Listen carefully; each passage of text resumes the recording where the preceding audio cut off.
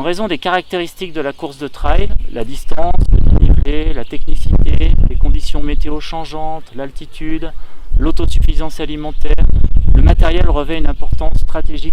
Le premier matériel indispensable pour cette course va être le cardio-fréquence-mètre, qui va permettre à Julien de suivre la distance, le dénivelé, le temps et également sa fréquence cardiaque. Nous allons prendre le cas concret de Julien Chaurier, ultra-trailer, qui le 11 juillet s'envole pour les États-Unis pour parcourir la Hard Rock, une des courses les plus réputées au monde. Nous allons voir avec lui l'importance du matériel, ce qu'il emporte et pourquoi. Bonjour Pascal. Bonjour Julien. Donc, est-ce que tu peux nous expliquer un peu le matériel que tu vas emporter sur la Hard Rock? On va peut-être commencer par les chaussures. Alors pour toi, les chaussures, elles sont un peu liées bien entendu à ton équipementier, mais est-ce que tu peux nous expliquer les caractéristiques de ces chaussures? Les chaussures, déjà la première chose c'est de trouver une paire qui nous convienne au niveau du confort. Après pour du trail, l'ultra trail, ce qui est important c'est les paramètres amortis de la chaussure pour ce confort, l'accroche. Et ensuite, pour que dans le temps, elle nous apporte un maximum de dynamisme et de précision. Sur un ultra-trail de 160 km, est-ce que tu vas changer de paire de chaussures en cours de route? En général, je change une fois de paire de chaussures pour retrouver des chaussures où les mousses ne sont pas tassées, en profiter pour avoir des chaussettes sèches, et du coup, ça permet de repartir à neuf à mi-parcours. D'accord. Au niveau des textiles, est-ce que tu peux nous expliquer avec quoi tu vas courir et s'il y a du matériel obligatoire sur la course? D'un point de vue textile, c'est là que moi j'utilise pas mal la compression pour les histoires de confort et de tenue musculaire, que ce soit au niveau des mollets, pour que le mollet ne ballotte pas trop et soit tenu, de la même manière au niveau des cuisses.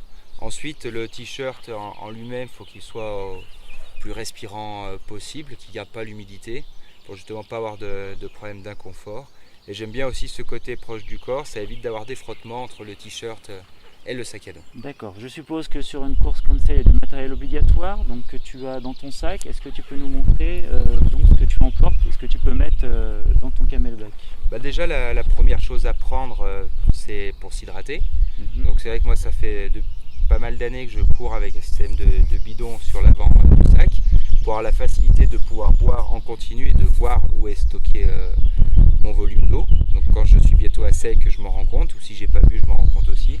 Et les ravitaillements sont plus simples à réaliser qu'une poche à eau que j'ai dans le sac. Donc c'est vraiment une solution qui me convient bien, avec comme limite d'avoir au maximum 1 litre d'eau. Si j'ai besoin d'un peu plus, je suis obligé de rajouter une poche dans le sac. Ok, donc est-ce que tu peux nous montrer ce qu'il y a maintenant à l'intérieur du sac, le reste du matériel?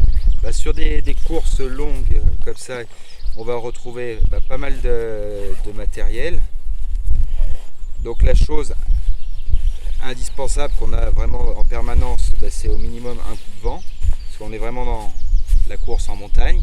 Donc il a beau faire 30 degrés quand on est en bas comme ici, on peut avoir un col à passer ou un sommet dans quelques heures ou pendant la nuit où il va faire froid, où il peut y avoir des orages, donc c'est vraiment important d'avoir une bonne veste. Ensuite, sur des courses vraiment longues, c'est souvent aussi demandé d'avoir un maillot manche longue pour passer la nuit. Donc ça fait partie encore des choses qui se cumulent dans le sac.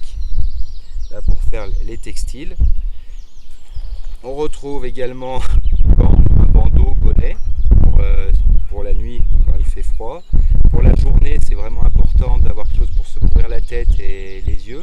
Donc casquette, lunettes. Parce que la fatigue au niveau visuel peut devenir importante. Donc s'il y a vraiment beaucoup de soleil, ou une journée en plein soleil, c'est une fatigue vraiment importante qui peut arriver. Donc de protéger le regard permet aussi de s'économiser, de rester plus vigilant. Ensuite, on retrouve la couverture qu'il faut avoir en permanence. Ça peut bien nous dépanner en cas de problème, avec son petit sifflet pour appeler au secours au cas où. On a parlé de l'hydratation, mais il faut avoir aussi en permanence un stock de nourriture solide, avec différentes barres, à manger quelque chose qui nous fasse aussi envie et plaisir, parce qu'on part sur des courses longues, où on va être des fois sur 20-40 heures d'effort, donc fonctionner avec des choses qu'on a envie et qu'on aime manger.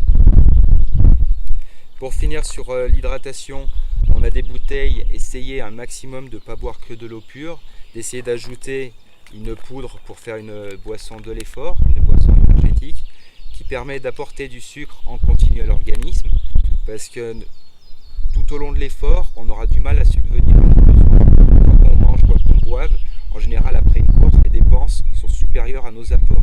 Donc tout ce qu'on peut apporter en continu, c'est vraiment important.